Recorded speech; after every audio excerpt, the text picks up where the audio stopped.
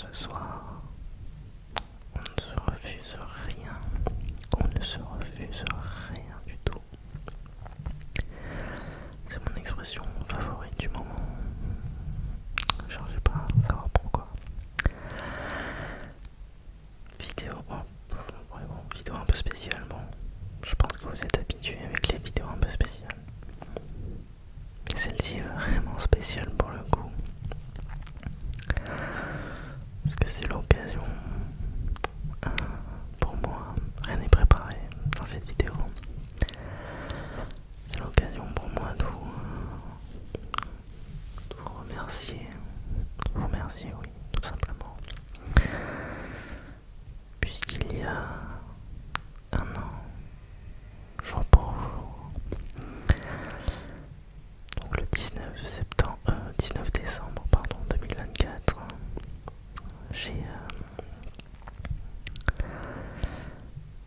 j'ai donc publié ma première vidéo YouTube qui s'intitule tout simplement ma première vidéo ASMR. Et je vous avoue que c'est passé à une vitesse assez folle. Je sais que c'est très bateau de dire ça, c'est méga bateau de dire oh là là, c'est passé méga vite. Mais pour le coup, avec du recul, c'est allé très très vite.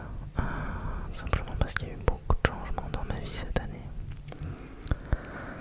Un nouveau travail, de nouveaux projets, la fin de certains projets, du coup, la fin de certaines choses dans ma vie, le début d'autres choses. Et ça me fait vraiment bizarre de me dire que ça fait un an que j'ai lancé ma chaîne YouTube.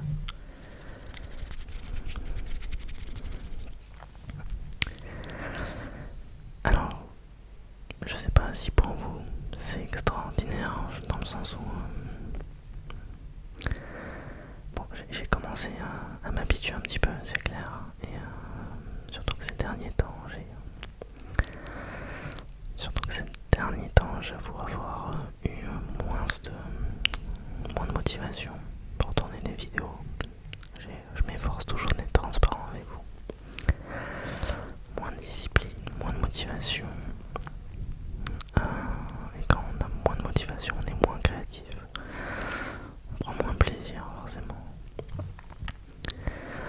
Et c'était assez compliqué pour moi en fait de non seulement trouver du temps, mais en quelque sorte j'avais pas trop l'envie de tourner non plus. Et donc il y a eu de l'extrêmement bon lors de cette première année de chaîne YouTube. Et du moins bon évidemment comme dans toutes choses, et c'est bien parce qu'en un an j'ai énormément appris sur ce que je souhaitais faire et ce que je ne souhaitais pas faire du coup. Les choses que j'ai faites et que je ne referai plus, et du coup certaines choses que je souhaiterais faire, ou en tout cas approfondir. Et en fait cette vidéo c'est un petit peu le moyen pour moi de m'exprimer à cœur ouvert un petit peu par rapport à vous. Ça fait un petit moment que je l'ai pas fait, parce que j'avais moins envie de me montrer tel que j'étais en fait dans mes vidéos, parce que dans les vidéos où je vais exprimer des opinions, où je vais parler de moi, j'ai eu des retours un peu qui m'ont touché, je vous l'avoue, que ce soit en bon ou en mauvais. Et j'avoue que c'était quelque chose que je voulais moins mettre en avant. Je voulais vraiment, là où je trouvais que je prenais le plus de plaisir, c'est quand je partageais mes passions, plus que quand je partageais ce que j'étais vraiment, puisque ce que je suis vraiment, il y a une part d'intimité où quand l'on parle en face de la caméra, ça ne pose pas de problème. Une fois que la vidéo est publiée, c'est différent, puisque du coup il y a beaucoup de monde qui regarde ces vidéos. Il y a beaucoup de monde qui vont commenter, et se dit que il y a des choses qui appartiennent en fait à soi. Et ça devrait peut-être en rester là, en tout cas pour certaines personnes, ça pose pas de problème. Quoi qu'il en soit, je resterai moi-même, donc très authentique, etc. Mais ces derniers temps, j'ai pris pas mal de recul et j'avoue que ça m'a fait vraiment du bien. Ça m'a permis de me poser des questions sur quelle direction je veux que la chaîne elle prenne.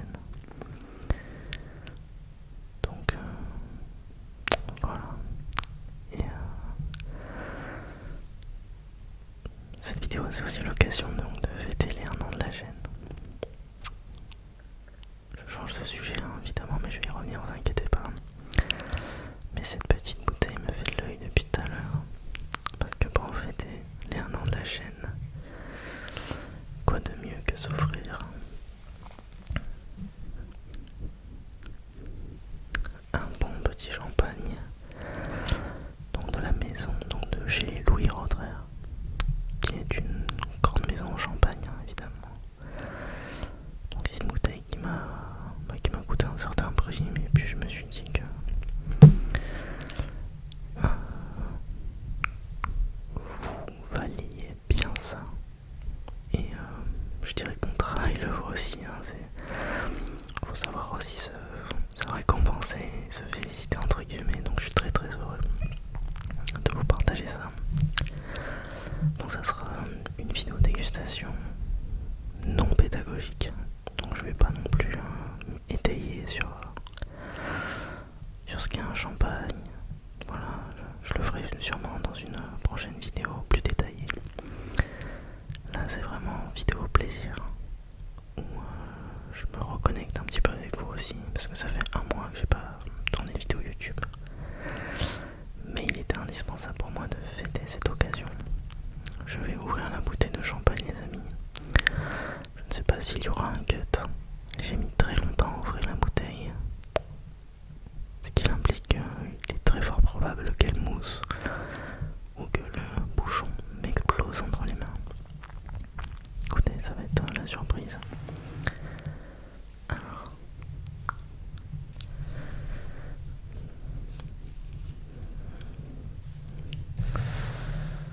au cas où.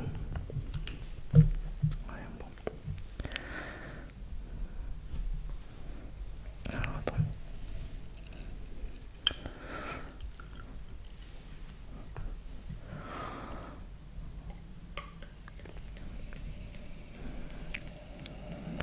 Bon, j'étais où?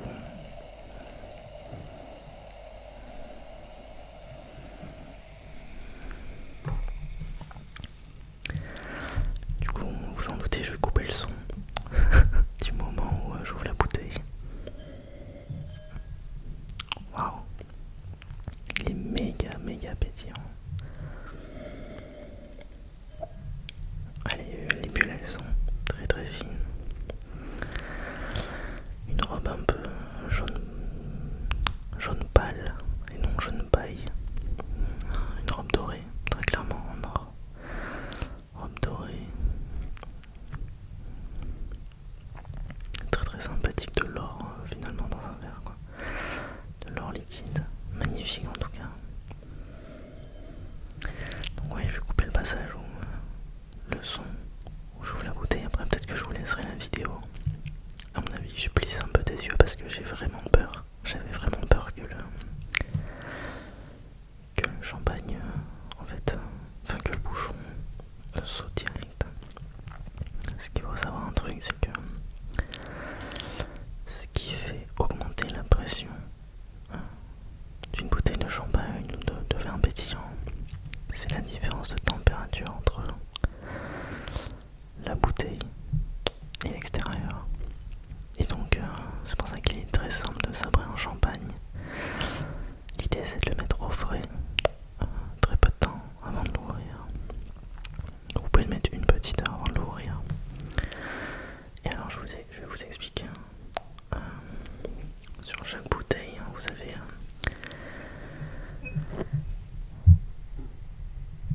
voilà, vous avez un espèce de point faible de la bouteille. En fait, j'appelle ça le point faible de la bouteille, mais en gros c'est une petite ligne médiane comme ça.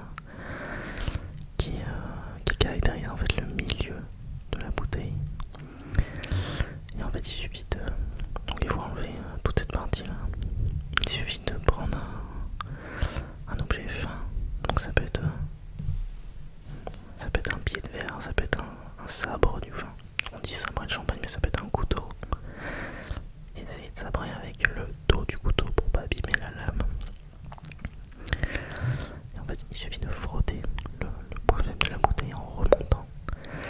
Vous n'avez pas besoin de frotter avant. Un coup sec, ça suffit pour faire partir. C'est assez simple. Essayez de regarder des vidéos. Peut-être qu'il y a des vidéos sur YouTube explicatives, je pense. Mais en fait, c'est juste là. Voilà, hop. Et assez simple de sabre. Ça, c'est vraiment accessible à tout le monde. On pense que c'est un geste qui demande énormément de pratique. En fait, en soi, non, ça demande juste un peu d'habilité, mais faire attention et être un peu de précision, voilà, tout simplement. Quoi qu'il en soit.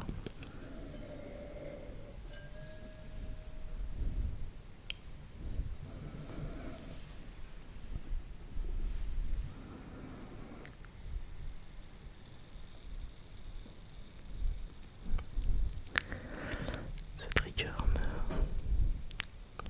me plaira toujours.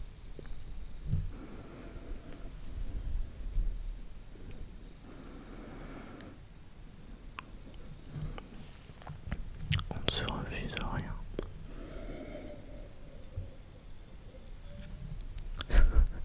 Je suis désolé, elle me fait vraiment rire cette expression.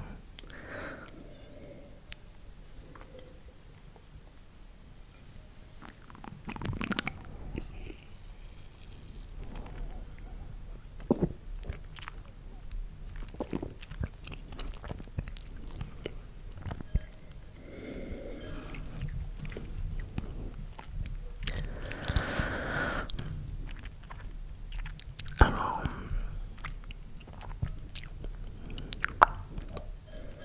en effet, comme je vous l'avais expliqué, il me semble, dans le...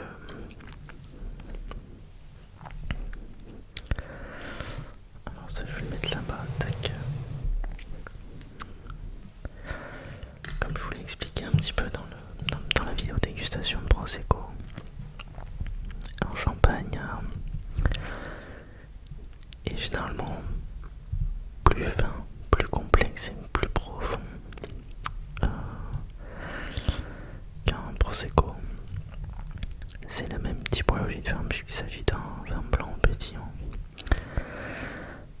La différence réside dans le choix du cépage et également dans la méthode de fabrication. La méthode de fabrication champenoise, qui est la méthode ancestrale, est une méthode qui nécessite un cahier des charges beaucoup plus complexe que la méthode utilisée pour l'élaboration d'un Prosecco, pardon. Et il y a le terroir aussi en Champagne, donc la Champagne c'est un terroir qui est très très riche et assez exceptionnel, au même titre que la Bourgogne par exemple. Et donc le cépage chardonnay, pinot meunier, pinot noir, donc les trois cépages principaux qui vont composer un champagne en fait vont bénéficier en fait d'un climat idéal. Et donc cela couplé à la méthode ancestrale qui est assez coûteuse, que ce soit en main d'œuvre et en matière première, je vais approfondir sûrement plus dans une prochaine vidéo. Donc le champagne est une boisson exceptionnelle, probablement l'une des boissons les plus exceptionnelles au monde. Ouais, on peut le dire. Néanmoins,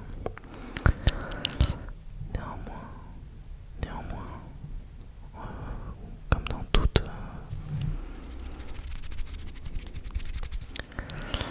dans toute région viticole, il y a du bon et du moins bon. Il y a des excellents champagnes, il y a des champagnes qui sont catastrophiques.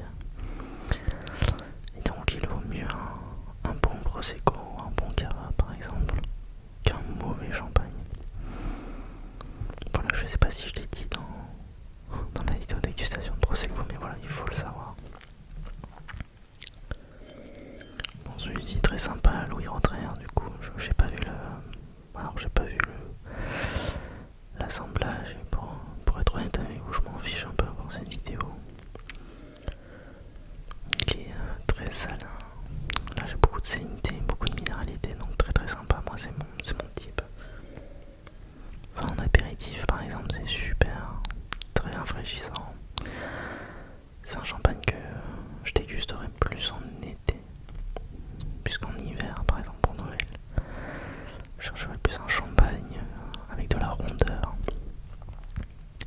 comme un blanc de noir par exemple.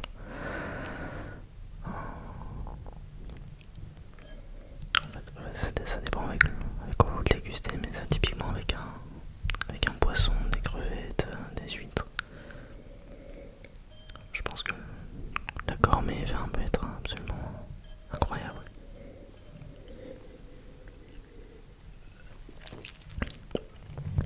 En tout cas, à la vôtre, chers amis.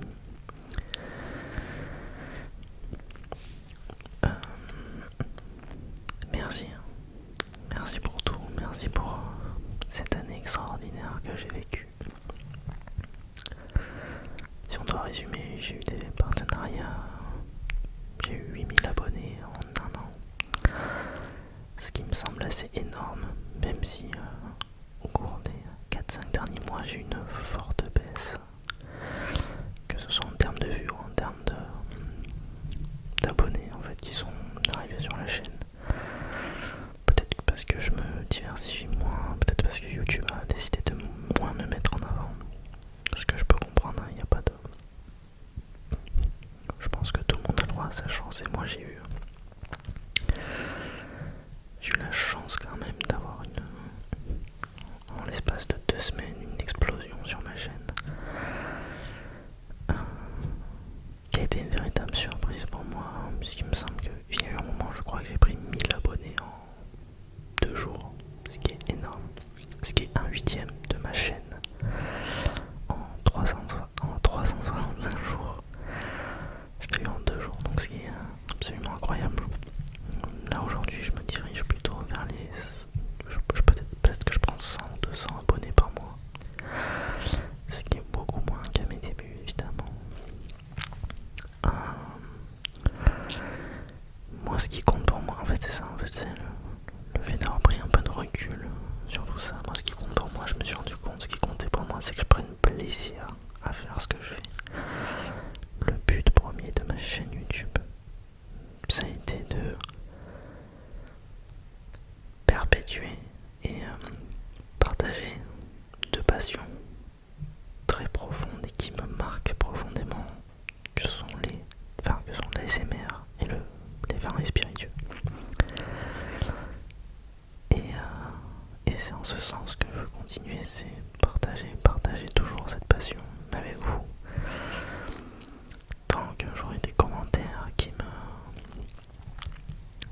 me disent que ce que je fais vous plaît, vous instruit, que vous aimez ma personnalité, ce que je partage, etc. Effectivement, c'est pas une question d'attente en retour, mais c'est vrai que quand on a une forme de gratitude en retour et qu'on a des gens qui sont réceptifs à ce qu'on partage, évidemment, ça nous anime profondément et c'est ce qui, moi, m'est arrivé, pour être honnête avec vous, l'an dernier. Donc, quand j'ai commencé ma chaîne, je rentrais dans une période de solitude. Non pas que j'avais plus ou moins d'amis qu'avant, mais j'étais dans une période où je n'avais pas d'emploi, tout simplement. Et donc les journées sont très longues, surtout quand on vit loin de sa famille. Et je sais que la chaîne YouTube m'a permis en fait de garder un cap, de garder la tête en dehors de l'eau, d'avoir un point de repère, d'avoir un lien aussi, mine de rien, même si c'est un lien qui est parfois virtuel. Et que j'apprécie énormément et je vous en serai éternellement reconnaissant de m'avoir aidé durant cette période-là. Voilà, c'est un petit peu ce que je voulais vous partager. Je voulais quand même vous remercier aussi mais pour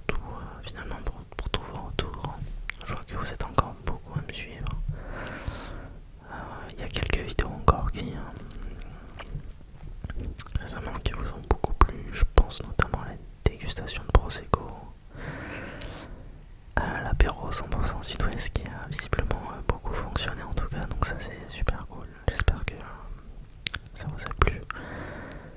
Et je compte continuer en ce sens, donc vraiment vous partager mes passions. Peut-être faire plus attention à moi aussi, parce que j'ai eu des phases où certaines choses m'ont touché, ce qui est normal après, hein, effectivement, puisque on est... quand on commence quelque chose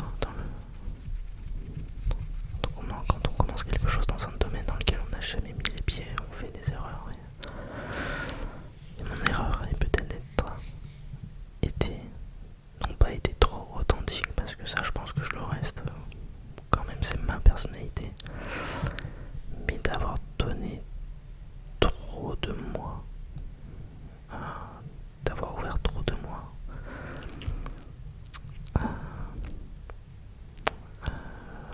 de manière générale. Donc après, c'est pas un mal, mais voilà, j'ai appris aussi à garder certaines choses.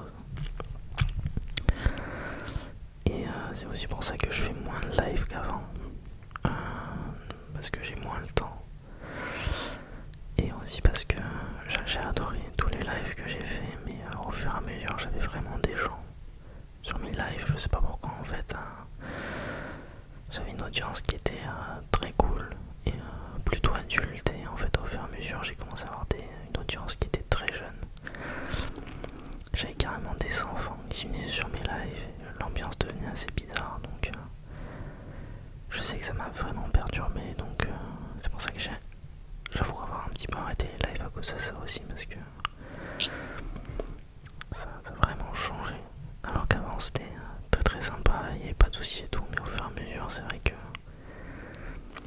c'était devenu assez bizarre, donc peut-être que je réessayerai, hein. Il n'y a pas de soucis, je réessayerai sûrement, parce que j'ai tellement kiffé les lives qu'on avait fait quand je faisais un peu d'animation, quand j'interagis avec vous en live, c'est vraiment, ça a une autre saveur en fait, ça n'a rien à voir. Mais voilà, peut-être que je réessayerai, bon ça c'est certain. Dans combien de temps, je ne sais pas, quoi qu'il en soit.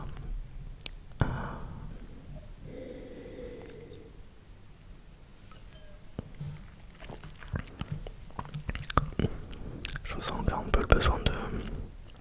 Alors non pas de me retirer, mais de juste profiter des fêtes de fin d'année. Donc laisser passer en fait les fêtes de fin d'année et repartir de bon pied donc sur la nouvelle année avec beaucoup d'idées en tête, beaucoup de projets dont je ne vous parlerai pas, parce que l'idée c'est quand même que je vous régale et que ce soit une surprise. Mais voilà, soyez rassurés sur le fait que j'ai toujours autant envie, voilà, de vous proposer du contenu qui me plaît à faire, avec voilà, avec tout ce que j'aime, tout ce qui m'inspire, et avec beaucoup d'énergie à vous proposer, voilà, beaucoup d'investissement comme je me suis toujours efforcé de le faire. Voilà.